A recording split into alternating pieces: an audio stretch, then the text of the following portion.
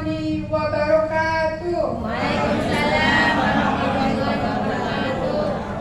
Silakan jadi agak semangat ya, tapi dari sini aja tadi suaranya ya. Saya ulang ya. Assalamualaikum warahmatullahi wabarakatuh. Waalaikumsalam warahmatullahi wabarakatuh. Alhamdulillah sudah kita sehat Bapak Ibu semua. Alhamdulillah. Saya juga alhamdulillah sehat berkat doa semua dari Bapak Ibu ya. Terima kasih doanya. Alhamdulillah kita bisa ketemu lagi di sini ya. Makannya sudah selesai. Ya.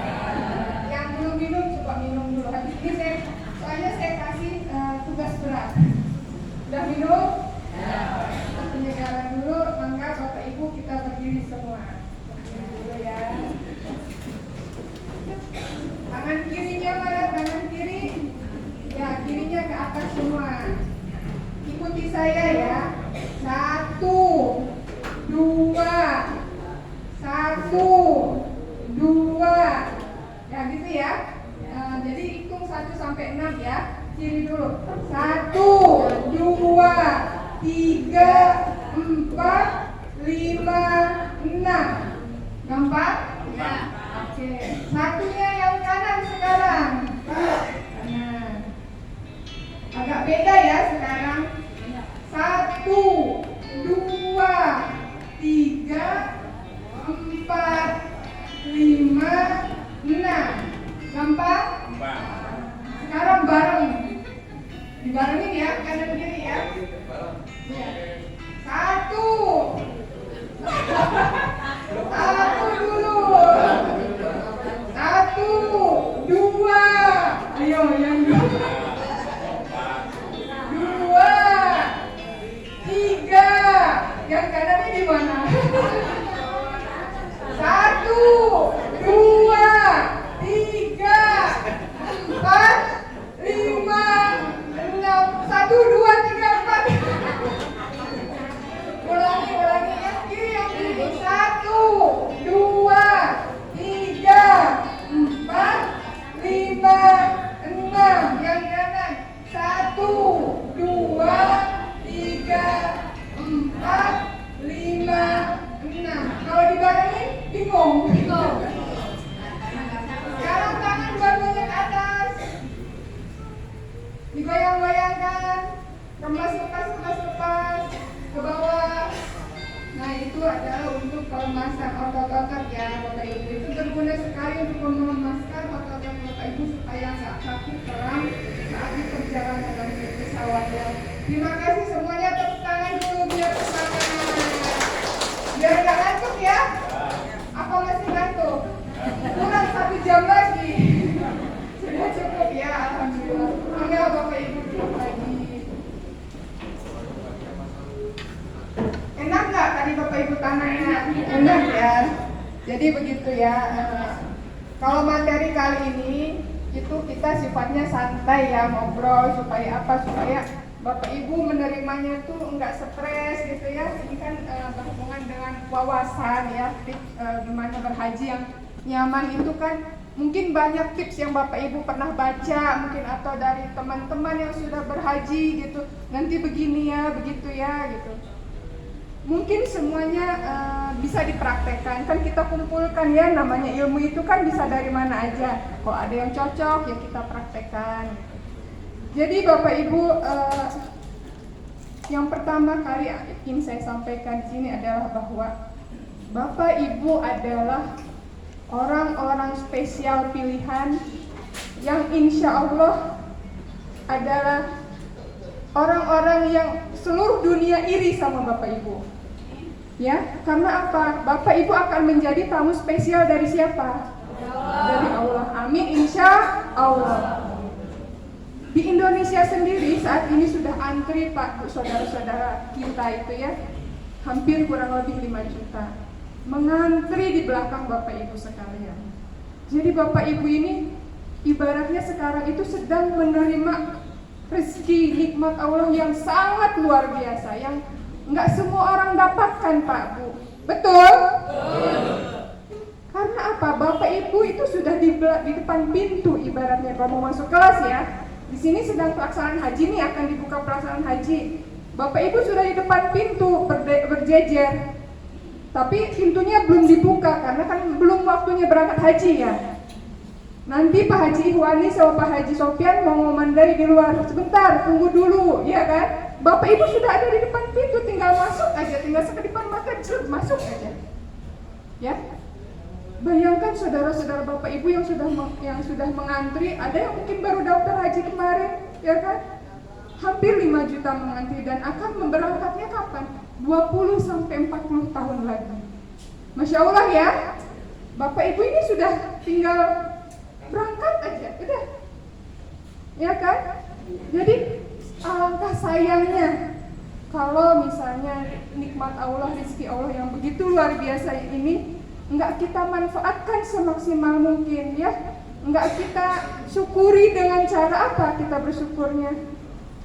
Ikhtiar semaksimal mungkin ya, thalabul ilminya yang rajin, betul, nggak usah diingatkan lagi. Nanti nggak ada lagi yang datang ke rumah ya Pak Bu ya, udah sekali aja, jadi sudah rutin otomatis tiap hari Minggu kita hadir di sini untuk melaksanakan manasik haji. Itu kan sudah datang kewajiban ya kepada Bapak Ibu ya untuk berhaji.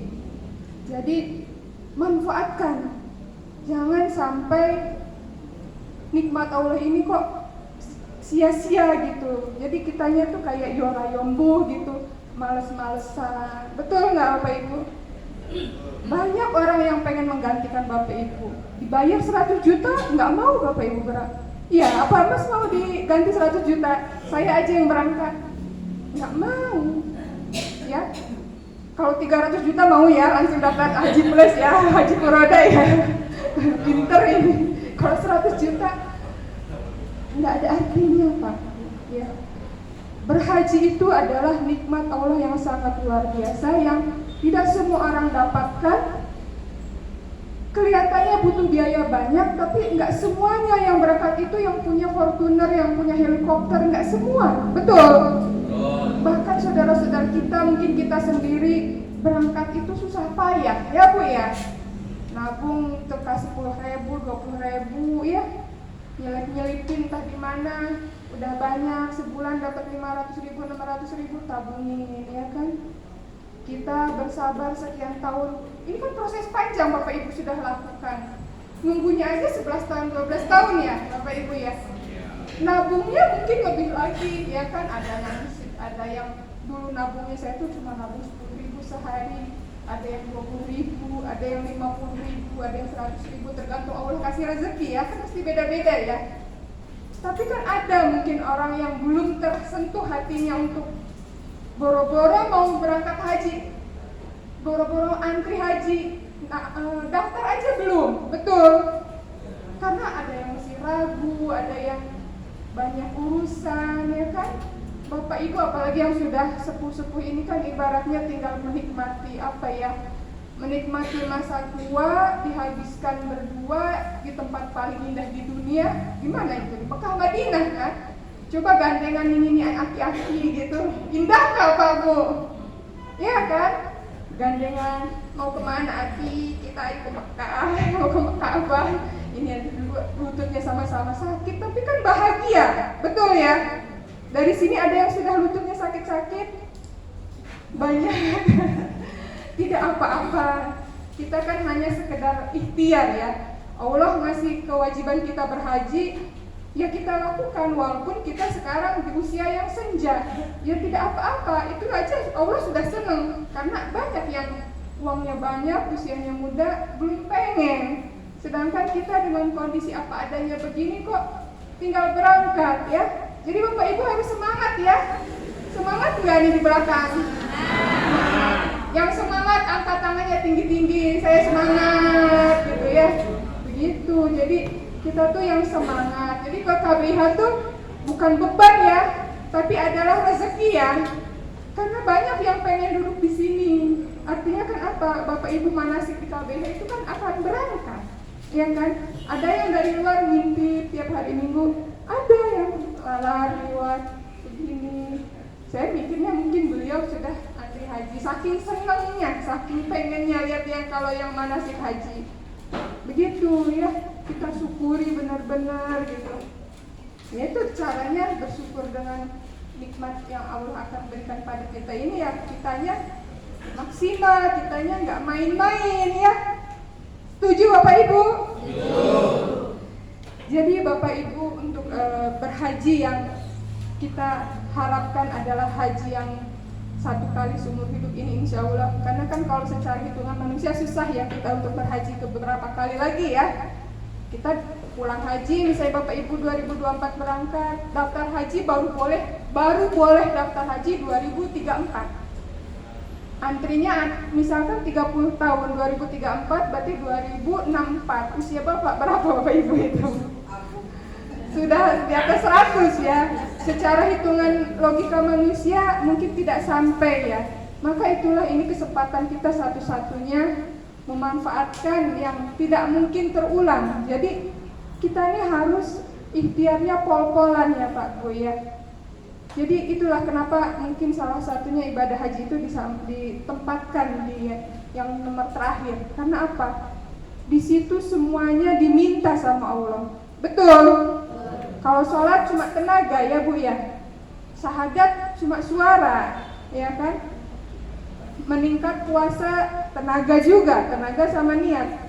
Zakat harta mulai dikeluarkan. Nah haji semuanya kan Pak Bu, ya tenaga, ya usia, ya harta, ya pengorbanan, ya pikiran, ya hati. Betul nggak Pak Bu?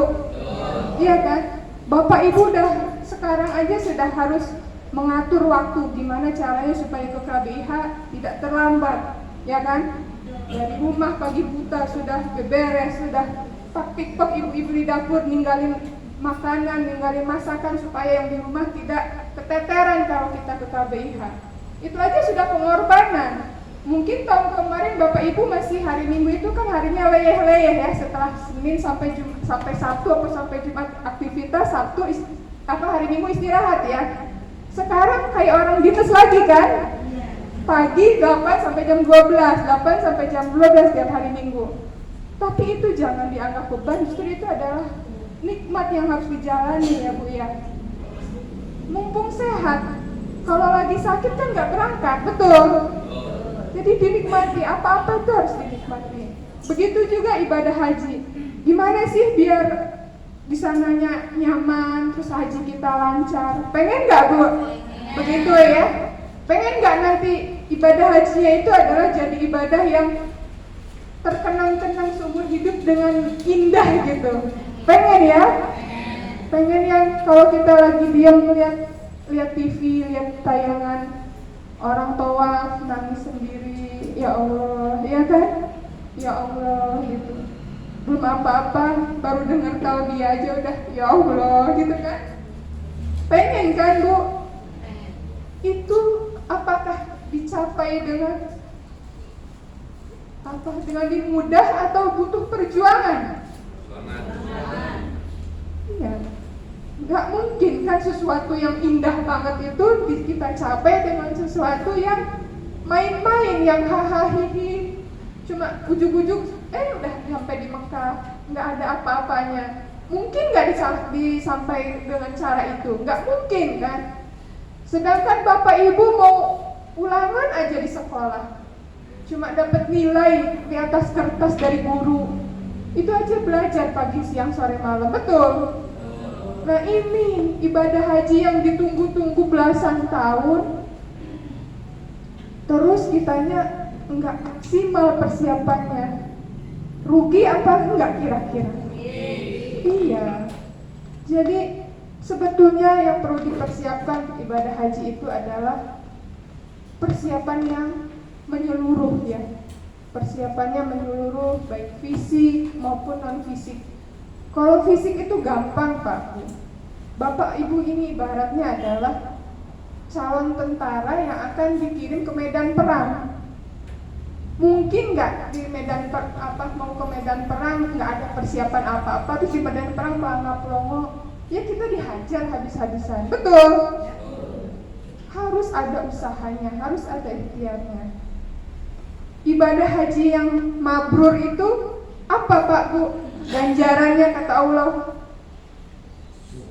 Apa yang Allah janjikan sebagai balasan untuk kita yang sudah melaksanakan haji mabrur insya Allah nanti? Surga. Mungkin gak surga itu Bapak Ibu cuma kerjaannya tidur, santai-santai, leyeh-leyeh? Gak mungkin kan? Iya. Kira-kira mungkin gak gitu loh? Iya. Kan ada nilai yang harus dicapai sesuai dengan usahanya, ya. Jadi kalau misalnya kita ini mau berangkat berhaji, itu kan mau perang ya Pak Bu. Fisiknya juga disiapkan, persiapannya ya, persiapan fisik. Karena itu adalah modal utama kita. Fisiknya dilatih, gimana caranya? Bapak Ibu harus mulai olahraga jalan kaki, ya. Sudah dimulai atau baru mau akan dimulai? Sudah. Yang sudah cung-acung berapa langkah? 1 kilo berapa? Oh iya, bagus itu, bagus. Yang penting konsisten. Ditambah lagi nanti kalau kita badannya sudah enakan kan pasti akan menambah ya, ya kan? Tapi jangan dikurangi kalau bisa. Kemarin udah 1 kilo ya, nambah sedikit ya, 1,5 kilo on deh gitu ya. Jadi kita tuh tiap hari ada kebaikan-kebaikan yang bertambah gitu. Yang kemarin mungkin belum mulai, nanti pulang dari sini sore kalau ke masjid ya, maghrib, isya, subuh gitu, jalan kaki gitu. Tapi ya jangan dari Pleret ke Cirebon ya, nanti gempor ya. Mulai yang dekat-dekat dulu, karena apa juga jangan zolim sama diri sendiri juga. Mentang-mentang saya suruh jalan kaki supaya kuat, tiba-tiba sekian puluh kilo yang pingsan nanti ya. Jadi yang penting mulai dulu, karena apa? Bapak Ibu itu aktivitas fisik itu tidak berhenti Pak. Dari mulai penginapan ke masjid, dari di masjid juga mungkin Bapak Ibu akan keliling-keliling masjid mencari tempat sholat. Nggak segampang di sini Esmeralda, ya. Cari tempat sholat itu tidak segampang itu, Adriano, ya. Tidak seperti di sini Bapak Ibu buka pintu simpan sendal di depan, jalan 3 langkah sudah sampai di dalam masjid. Mau di pojok sini, pojok sana. Di sana itu tidak Pak. Ada yang sudah pernah berumrah pasti merasakan ya, pasti merasakan gimana jungkir baliknya di sana gitu ya. Dari hotel aja ke masjid itu mungkin ya sedekat-dekatnya itu tetap butuh jalan kaki yang gak sedikit ya. Jadi di tanah suci itu Bapak Ibu mau hotelnya di Mekah atau di Madinah, ke masjid itu ibarat katanya adalah dekat di mata, jauh di kaki. Ya, karena apa? Kalau di Mekah dari 10 penjuru Mekah itu kan sudah bisa lihat jam. Tower yang Zam-Zam yang jam raksasa itu kan, itu dari seluruh penjuru Pak Bu. Beda dengan di sini, masjidnya dekat nggak kelihatan kan, karena ketutupan gang aja. Di sana itu dari ujung yang paling jauh asal di Mekah itu pasti kelihatan. Kan dekat ya, tapi coba jalan, ya kan? Dekat di mata, jauh di kaki. Waktu saya itu paling dekat waktu di Madinah 2018 itu, begitu buka pintu hotel sudah langsung pelataran masjid, itu yang paling dekat. Tapi kan saya maunya sholatnya di dalam masjid, betul? Kalau di emperan mah ya ngapain jauh-jauh ke sana, ibaratnya gitu ya. Mumpung di sana kan kita pengen merasakan sih gimana nikmatnya Masjid Nabawi, ya Pak Bu ya. Targetnya harus begitu, jangan sing penting kader kayaknya Mekah Madinah pada baik. Ya, targetnya tuh Bapak Ibu harus bisa mengeksplor. Kalau eksplor tuh apa ya? Bisa dimanapun di dalam masjid Bapak Ibu puas-puaskan gitu. Mau di ujung sana, saya udah pernah di sana. Nanti cerita ke anak cucu ya, Mimi tuh ke sana ke Rodoh, Mimi ke sana yang dekat mimbar. Kalau bapak-bapak kan bisa sampai dekat sekali kan. Jangan istilah yang penting kadernya kayaknya pelataran termasuk masjid ya. Jadi tolong kita punya target untuk kita wujudkan di sana. Ibu pengen sholat di dalam Masjid Nabawi? Yang sehat ya Bu, semangat. Iya, semangat ya. Tapi kalau misalnya lagi capek di luar nggak apa-apa ya. Jadi gitu. Kalau kita pasang target dari sini, paling nggak kan kita punya usaha untuk, oh iya saya mau sholat di dalam Masjid Nabawi, saya mau sholat di dalam Masjidil Haram. Bapak Ibu kalau suka lihat tayangan Masjid Nabawi, Masjidil Haram, sepadat itu ya. Kira-kira gampang nggak kita jalan ke sana? Sulit ya, sulit. Dan itu perlu usaha. Kalau di Mekah itu kota perjuangan Pak. Apa-apanya berjuang. Nanti Bapak Ibu naik bisnya rebutan, berjuang. Dinikmatin ya, dinikmatin. Itu kan yang Bapak Ibu tunggu-tunggu belasan tahun kan. Merasakan gimana sih jadi jamaah haji itu, merasakan gimana sih umpek-umpekannya, desek-desekannya jadi jamaah haji, ya kan? Itu, jadi persiapan fisiknya harus matang, harus maksimal. Gimana Mbak Siska, saya udah usianya lanjut, jalannya cuma sedikit, tidak apa-apa. Allah tuh membebani kita sesuai dengan kemampuan kita ya. Kalau misalnya memang lansia, mampunya 1 kilo, ya 1 kilo, tapi itu maksimal ya, harus dimaksimalkan gitu ya. Jangan nggak dilakukan sama sekali gitu. Nah, beda dengan yang lebih muda, misalnya punya target sekian, jalannya mungkin saya bisa lebih dari 1 kilo, saya 3 kilo, ya itu kewajibannya sampai di situ gitu ya. Jadi jangan kita kalah sama yang sepuh juga jangan merasa minder ya Pak ya, nggak apa-apa ya Pak ya. Bapak minder nggak? Enggak, semangat atau ngantuk? Nggak apa-apa. Ngantuk di KBH itu tetap insya Allah ada barokahnya ya, karena ngantuk di tempat majelis ilmu ya. Tapi kalau nggak ngantuk lebih bagus lagi gitu ya. Saya kesini biar di sini nggak ngantuk. Ya, jadi begitu. Bapak Ibu akan selalu banyak menghabiskan energi untuk beraktivitas. Itu baru jalan aja dari hotel ke masjid. Bayangkan nanti kalau tawaf sa'i butuh berapa lama untuk sekali tawaf. Tawaf itu keliling Ka'bah 7 putaran ya. Nah, biasanya Pak Haji Sofyan itu nggak membolehkan kita lebih dekat dengan Ka'bah. Karena apa? Khawatir jamaah itu karena saking senengnya, saking bungahe pertama kali ke Masjidil Haram, pertama kali lihat Ka'bah langsung pengen peluk aja Ka'bah. Karena itu sering kejadian. Akhirnya apa? Kena dam Pak Bu. Ya, diingat-ingat ya. Kalau Bapak Ibu masih sedang melakukan umroh belum selesai sampai sa'i dan tahallul, jangan mendekat ke Ka'bah untuk pegang. Karena itu Ka'bah itu kan ada wangi-wangiannya ya. Jadi nanti membatalkan ihram. Jadi kena dam, melanggar pantangan ihram ya. Kalau orang berihram yang akan melakukan tawaf, sa'i, tahallul itu tidak boleh wangi-wangian ya kan?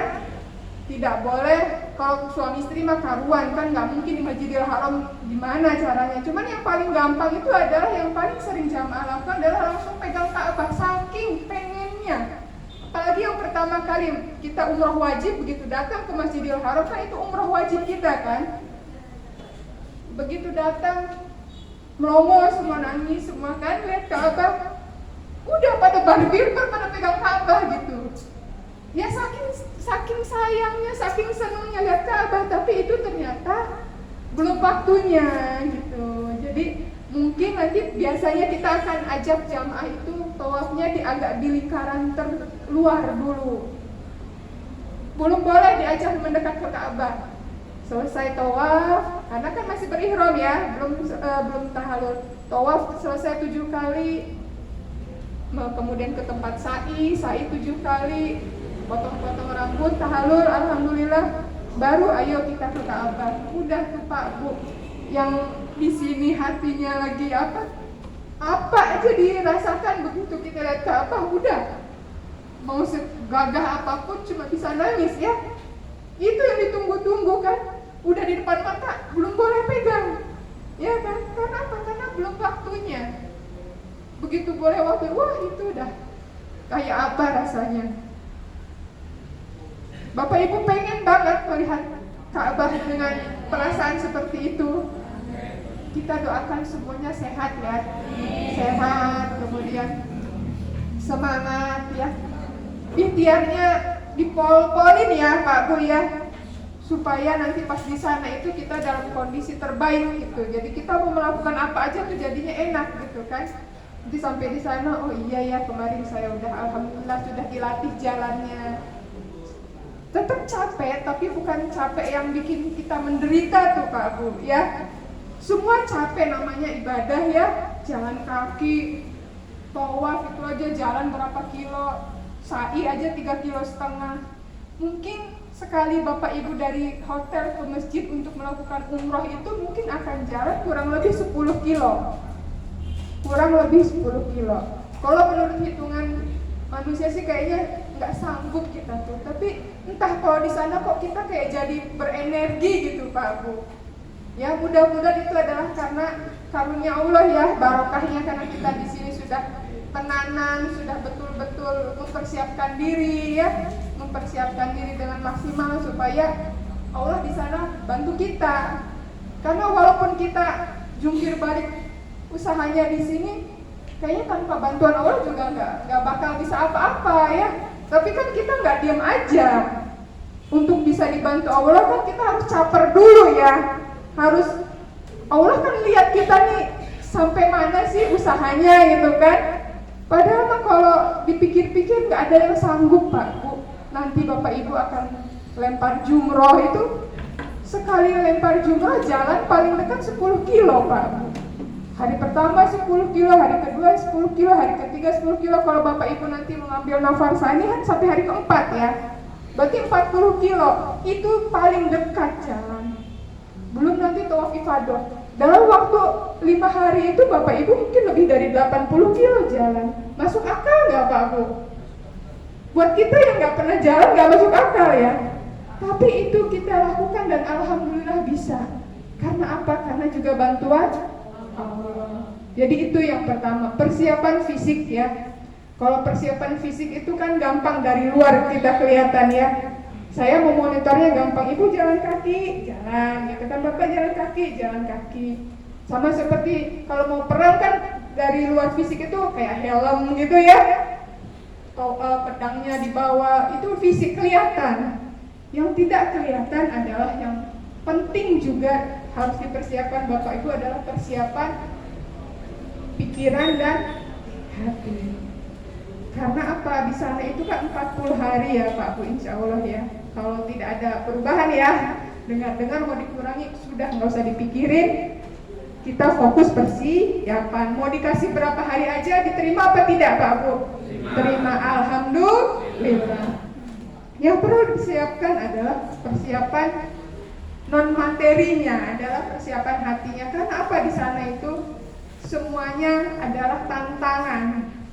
Tantangan terutama buat kita jamaah Indonesia yang biasa tinggal di iklim yang kayak begini ya, tropis ya, adem, relatif adem gitu. Di sana itu kan suhunya ekstrim Pak Bu. Kalau panas ya menyengat sekali ya, hampir 50 kalau Bapak Ibu misalnya baca berita. Suhu Arab Saudi saat ini adalah 45 sampai 50 derajat Celcius gitu kan. Sepanas apa rasanya kan? Itu tuh kayak di depan kita ada kompor Bu. Kita tuh dikelilingi kompor gitu rasanya. Ya. Sepanas itu gitu. Jadi itu yang akan dihadapi Bapak Ibu di sana. Tapi tidak usah khawatir, karena itu tadi kita di sini hanya ikhtiar ya, mempersiapkan fisik. Insya Allah Allah bantu di sana. Tetap bisa beraktivitas. Orang bilang nanti akan ininya meleleh itu meleleh, tidak Pak Bu. Insya Allah enak di sana. Tapi itu dengan catatan di sininya kita udah beneran latihannya gitu, nggak ujug-ujug wis mungkin gampang di sana nanti Allah yang bantu, nggak begitu ya. Gimana Allah mau bantu orang kitanya tidak membantu diri kita sendiri, orang kitanya tidur aja ya ke KBH mungkin sebulan sekali padahal ada di rumah tidak ada uzur gitu ya. Kalau memang uzur sakit atau misalnya ada yang mendesak kan beda ya. Tapi kalau kitanya sehat, ada di rumah, kalau tidak KBH kan sayang ilmunya nanti ketinggalan gitu ya. Betul ya Bapak Ibu ya? Jadi seperti itu. Yang akan Bapak Ibu hadapi di sana adalah satu suhu yang ekstrim ya, antara 40 sampai 50 derajat Celcius. Bapak Ibu harus banyak minum ya, supaya terhidrasi. Makannya juga yang cukup, nggak boleh rewel-rewel ya Bapak Ibu ya. Apa yang dikasih itu rezeki kita, insya Allah nikmat. Memang gak enak, saya kasih tahu gak enak. Jujur kan? Tapi gimana caranya? Itu kan tantangan ya. Gimana caranya supaya itu kita bisa terima dengan baik ya, disyukuri. Ya Bapak Ibu bisa persiapkan dari sini membawa lauk-lauk yang disukai ya. Bisa bawa dendeng, bawa teri asin yang sudah dibumbuin, siwang apa semua dibawa. Ya. Asal sampai di sana dimakan supaya Bapak Ibu punya energi. Jangan manja kalau di sana, karena banyak sekali, mohon maaf, yang sepuh-sepuh terutama. Ya karena memang saya aja yang muda ngerasanya itu nggak enak ya, apalagi yang sepuh gitu ya. Ada yang harus didulang, disuapin. Ibu harus disuapin nggak makannya? Enggak. Jadi jangan ya Pak Bu ya.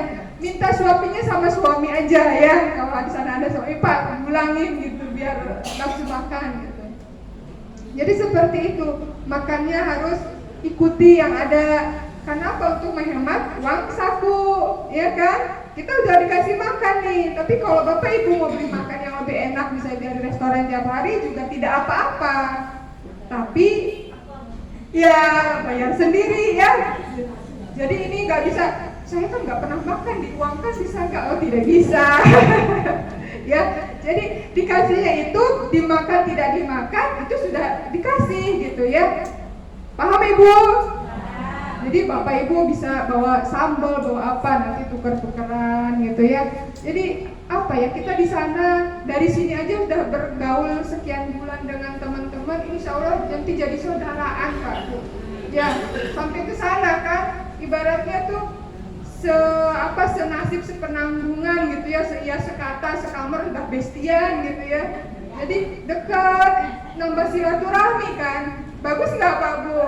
Bagus, nambah keluarga baru. Kalau nggak datang, Bu Asti kok nggak kelihatan kemana ya gitu kan. Jadi ada yang kelangan gitu. Kalau kemarin belum masuk sini kan yang kelangan paling anak, suami, ya istri, adik-adik. Kalau sekarang ada teman KBH-nya nelpon, Bu kok kemarin nggak datang, Pak kok kemarin nggak datang. Atau kalau ibunya nggak jelas, tanya sama temennya ngantuk, tanya sama yang satunya. Ya jadi saling mengisi ya. Itu persiapan fisik ya. Ya makan, ya istirahatnya dijaga, pikirannya dijaga. Karena kalau mendekati keberangkatan apalagi banyak berita-berita yang simpang siur ya. Jangan gampang panik ya. Apalagi biasanya si ibu-ibu, aduh ini gimana. Karena saya sendiri ibu-ibu, jadi saya yang gampang panik kan biasa ibu-ibu ya. Banyak pikiran, nanti mikirin anak